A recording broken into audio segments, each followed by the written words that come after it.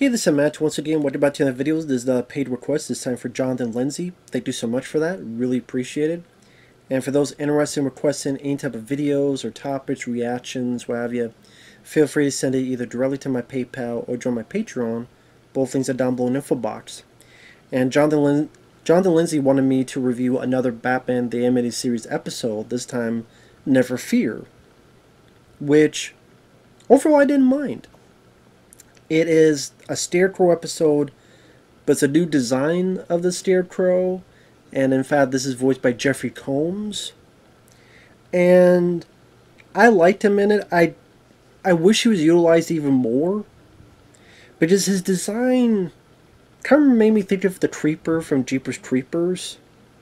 It seemed like a creepier design of the Scarecrow, which was nice to see. It felt like a more threatening version of the Scarecrow. And Jeffrey Combs from Reanimator and among many other films, Dr. Herbert West himself, was a perfect choice for the voice. Now, this is in the later bits of the show of Batman, so it's him and the little boy Robin, Tim Drake. Which I don't like Tim Drake. I think he's irritating. I think he's annoying. I don't mind the other older Robin, but the Tim Drake, I'm like, oh my god, just this little twerp around. And it also does make you realize just how irresponsible Batman is to have this 10-year-old, 12-year-old kid in these life and death situations. It does make him look like an asshole. Like when you see Robin, he's much older, okay, like teenage, but here is like, this kid is like 10, 12 years old. You do seem like an asshole, Batman. But I'm not a Tim Drake guy, I guess, or at least this version. But they see this guy swinging and not afraid of anything, and you come to find out after they save him, we find out as the viewer that he was a test patient for Scarecrow, where he now has this thing of you won't be afraid anymore. So it's the opposite. Instead of instilling fear in you, you'll be fear will be obsolete. There's even a Never Fear seminar. Batman listened to what's going on under the guise of Bruce Wayne. He just knocked out. Now granted, I don't know why he doesn't recognize Bruce Wayne.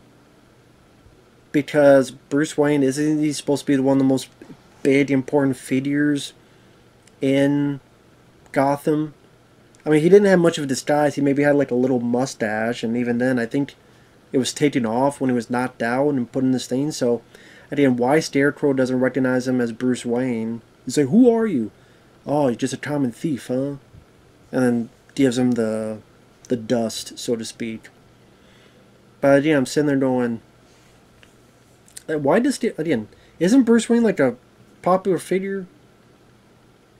I mean, it'd be like not recognizing Donald Trump. Like, you'd recognize if that was Donald Trump. You would have to, you know. But anyway, it's a little question I had. But he messes with Batman, with Bruce Wayne. Doesn't know it's Bruce Wayne. Doesn't know it's Batman. Leaves. Like a lot of bad guys, they leave. And, well, to be fair, Bruce Wayne goes over, there's these gators. You think he's been killed. You see blood in the water, so that's why he leaves. But then Bruce Wayne gets out, and you're like, did he kill the gator? I would say yes, because this was an interesting take on it. Because he has this gas on him, now he's not afraid. And he's not afraid to kill either. I think that's an interesting aspect that they do push a little bit into this. Not only that, you see blood in the water, which is not typical for a cartoon, especially of this type. But when he gets with Robin, and Batman's saying he's okay, but as he's flying close to the buildings, and Robin's realizing something's up, and he's flying close here and there.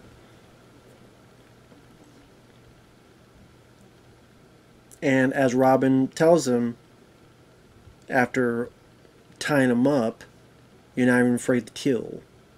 So Robin's going to go get Scarecrow himself, who's got this stuff that he's going to put into the water supply and fuck up Gotham. Batman gets out of it. Robin stupidly gets himself knocked the fuck out because he's a little kid.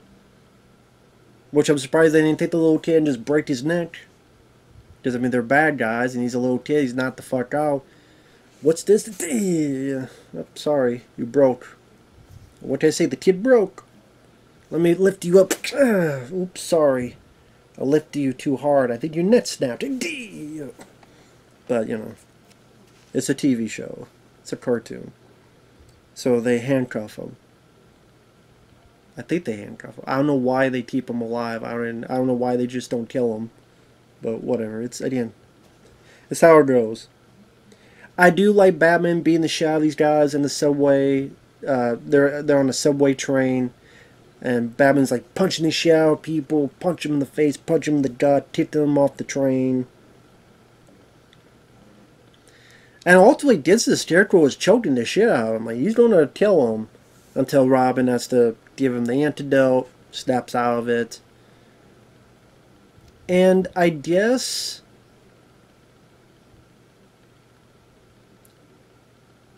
yeah, they get off the train, and the train gets derailed and gets blown up, so it doesn't get into the water and such. And Batman drags Scarecrow out, as he says, well, Robin, a little fear can be a good thing. Just Robin had said, you know, he was afraid of something. Well, a little fear is a good thing, Robin. And they walk off. Now, still an enjoyable episode. You have the great music that a lot of the show encapsulates. Kevin Conroy, which I don't know if it's the version I saw. It felt like his voice was tweaked a bit. It might have been the version I saw, to be fair. But it felt like his voice was different from earlier episodes. I don't know. I should look that up. If they changed... if that's the case, they did it on purpose. I don't like that. I much prefer how his voice was. But still, Kevin Conroy, may he rest in peace. Like I said, Jeffrey Combs, it was a great choice for the Scarecrow. Like I said, I liked his design. It felt more intimidating and creepier. I kind of wish Robin was not involved. I kind of wish it was one of those where Batman was by himself and he had to kind of use his willpower to fight through at least enough to get the antidote and do it. And it was more Batman having to do it himself instead of Tim Drake. I think that's really my biggest takeaway is I wish Tim Drake was not in this episode. Because I'm not a fan.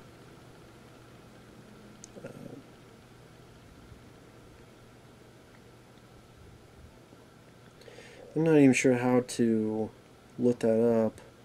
Later Batman episodes. Kevin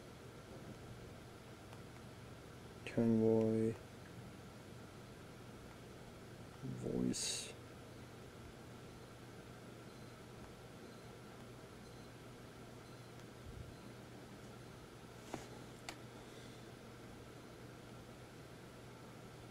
Oh, here it is. Wanted to confirm. Why did Kevin Conroy change his Bruce Batman voice? Starting with the redesign of the new Batman Adventures, Conroy changed the voice of Bruce Batman. Before, there was a clear distinction between Bruce and Batman, whereas with the new Batman Adventures and Justice League, they sound similar. Oh, that's not what I was thinking of.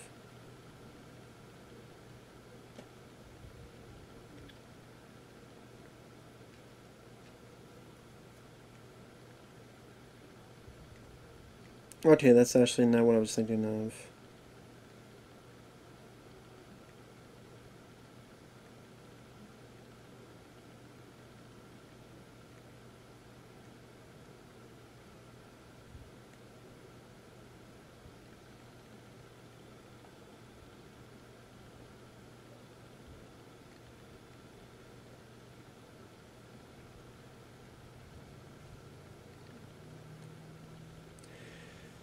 He has his distinct raspy mix with a bit of nasally sound in the early episodes, but like the middle of season 2, he loses the raspiness, and by season 4, he has a completely different voice. Hmm.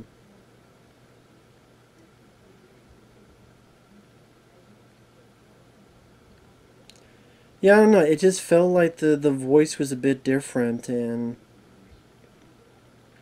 I would say I liked his earlier voice better.